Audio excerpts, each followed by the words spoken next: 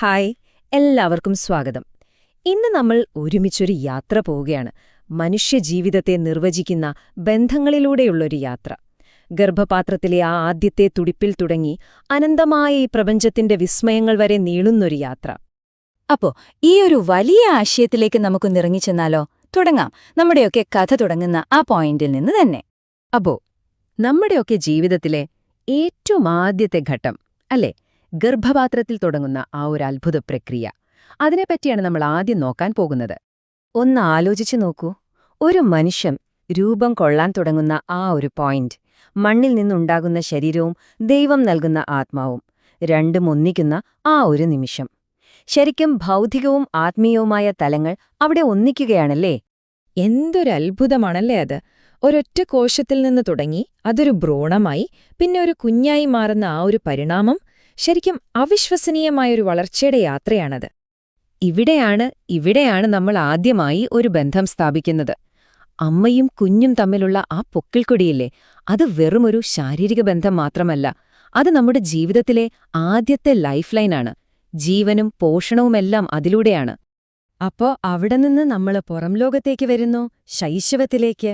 ആ സമയത്ത് ഈ ബന്ധങ്ങൾ എങ്ങനെയാണ് ലോകത്തിലെ നമ്മുടെ ആദ്യത്തെ അനുഭവങ്ങളായിട്ട് മാറുന്നത്? നമുക്ക് നോക്കാം. ഒരു നവജാത ശിശുവിന്റെ ലോകം ഒന്ന് മനസ്സിൽ കൊണ്ടുവന്ന് നോക്കൂ. ഒരു താരാട്ടുപാട്ടിന്റെ ആ ഒരു ഈണം, ഒരു നിഷ്കളങ്കമായ ചിരി, പിന്നെ എല്ലാത്തിലും ഉപരിയായി ആ ഒരു സുരക്ഷിതത്വം, അമ്മയുടെ ആലിംഗനത്തിൽ കിട്ടുന്ന ആ ഒരു ഫീലിംഗ്, സ്നേഹവും സുരക്ഷിതത്വവും മാത്രമുള്ള ഒരു ലോകം. അതായത് നമ്മൾ വാക്കുകൾ പഠിക്കുന്നതിനും യുക്തിയോടെ ചിന്തിക്കുന്നതിനുമൊക്കെ എത്രയോ മുൻപ് നമ്മൾ ഈ ലോകത്തെ മനസ്സിലാക്കുന്നത് സ്നേഹമെന്ന ആ ഒരു ഭാഷയിലൂടെയാണ്. അതാണ് മനുഷ്യന്റെ ആദ്യത്തെ ഭാഷ. ഇനി നമ്മൾ വളരും തോറും നമ്മുടെ ഉള്ളിലൊരു ലോകം പണിയുന്നില്ലേ, ഓർമ്മകളുടെ ലോകം. അതിനെപ്പറ്റി കുറച്ച് സംസാരിക്കാം. നമ്മളെ യഥാർത്ഥത്തിൽ മനുഷ്യരാക്കുന്നതെന്താണെന്ന് ചോദിച്ചാല് അത് ഓർമ്മകളാണ്. നമ്മുടെ കുട്ടിക്കാലം, കളിച്ചതും ചിരിച്ചതും, വീടിന്റെ ആ ഒരു സുരക്ഷിതത്വം, കുടുംബത്തോടൊപ്പം ഇരുന്ന നിമിഷങ്ങൾ, ഇതൊന്നും വെറും ഓർമ്മകളല്ല. നമ്മൾ ആരാണെന്ന് തീരുമാനിക്കുന്ന ഓരോ കല്ലുകളാണ്. നമ്മുടെ വ്യക്തിത്വം തന്നെ രൂപപ്പെടുന്നത് ഈ അനുഭവങ്ങളിൽ നിന്നാണ്. അതുകൊണ്ടാണ് നമ്മൾ പറയുന്നത്, ഓർമ്മകൾ എന്ന് പറഞ്ഞാൽ അത് വെറും ഡാറ്റയല്ല, അത് നമ്മുടെ മനസ്സിനുള്ളിൽ നമ്മൾ കൊണ്ടു നടക്കുന്ന ജീവനുള്ള ബന്ധങ്ങളാണ്. ഓരോ വ്യക്തിയോടും ഓരോ സ്ഥലത്തോടുമുള്ള ആഴത്തിലുള്ള ബന്ധങ്ങൾ. ഓക്കെ, അപ്പൊ നമ്മുടെ ഉള്ളിലുള്ള ഈ ഓർമ്മകളുടെ ലോകത്തുനിന്ന് നമുക്ക് നേരെ പുറത്തേക്ക് പോകാം, ചിന്തിക്കാൻ പറ്റുന്നതിലും അപ്പുറത്തുള്ള ഏറ്റവും വലിയൊരു തലത്തിലേക്ക്. ഒന്ന് കണ്ണടച്ച് സങ്കൽപ്പിക്കൂ. കോടിക്കണക്കിന് പ്രകാശവർഷങ്ങൾക്കപ്പുറം ഗാലക്സികൾ ഇങ്ങനെ അനന്തതയിലേക്ക് പരന്നു കിടക്കുന്നു. എണ്ണിയാൽ തീരാത്ത അത്രയും നക്ഷത്രങ്ങള്, ഗ്രഹങ്ങള്. ശരിക്കും നമ്മളിലൊരു വല്ലാത്ത വിസ്മയം നിറയ്ക്കുന്ന ഒരു കാഴ്ചയാണത്.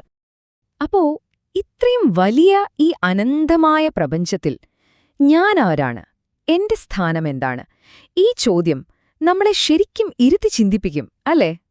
ഇവിടെയാണ് ഈ ഖുർആനിലെ വാക്കുകൾക്ക് പ്രസക്തി വരുന്നത്. അവർക്ക് മുകളിലുള്ള ആകാശത്തേക്ക് അവർ നോക്കിയിട്ടില്ലേ, നാം എങ്ങനെയാണത് നിർമ്മിക്കുകയും അലങ്കരിക്കുകയും ചെയ്തതെന്ന്? സത്യത്തിലേക്ക് മടങ്ങുന്ന ഏതൊരു ദാസനും ഉൾക്കാഴ്ചയും ഓർമ്മപ്പെടുത്തലുമാണിത് എന്ന്.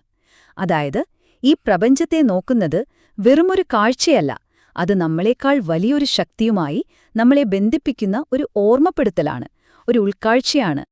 അപ്പോൾ നമ്മൾ ഇതുവരെ സംസാരിച്ച ഈ പലതരം നൂലുകളില്ലേ, ഇതൊക്കെയൊന്ന് ഒരുമിച്ച് ചേർത്ത് വെച്ച് നോക്കിയാലോ, നമ്മുടെ അസ്തിത്വത്തിന്റെ ആ ഒരു മുഴുവൻ ചിത്രം കാണാൻ? നമ്മുടെ ഈ യാത്രയെ ഒന്ന് ചുരുക്കി പറഞ്ഞാൽ ഇങ്ങനെയിരിക്കും. ജനനത്തോടെ തുടങ്ങിയ ആദ്യത്തെ ശാരീരിക ബന്ധം, പിന്നെ ശൈശവത്തിലെ വൈകാരിക ബന്ധം, അതിനുശേഷം ഓർമ്മകളിലൂടെ നമ്മളുണ്ടാക്കിയെടുത്ത ആന്തരിക ബന്ധം, അവസാനം ഈ പ്രപഞ്ചത്തെ നോക്കി കണ്ടപ്പോഴുണ്ടായ ആത്മീയ ബന്ധം. കണ്ടില്ലേ, ഓരോ ഘട്ടത്തിലും നമ്മുടെ ബന്ധങ്ങളുടെ ലോകമിങ്ങനെ വലുതായി വലുതായി വരികയാണ്. അതെ, നമ്മുടെയൊക്കെ ജീവിതം എന്ന് പറയുന്നത് ഈ ബന്ധങ്ങളുടെ നൂലുകൾ കൊണ്ട് ഒരുമിച്ച് നെയ്തെടുത്തൊരു വലിയ കഥയാണ്.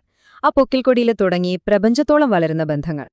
അങ്ങനെ നമ്മുടെ ഈ യാത്ര ഇവിടെ അവസാനിക്കുമ്പോൾ ഒരൊറ്റ ചോദ്യം ബാക്കിയാവുന്നു.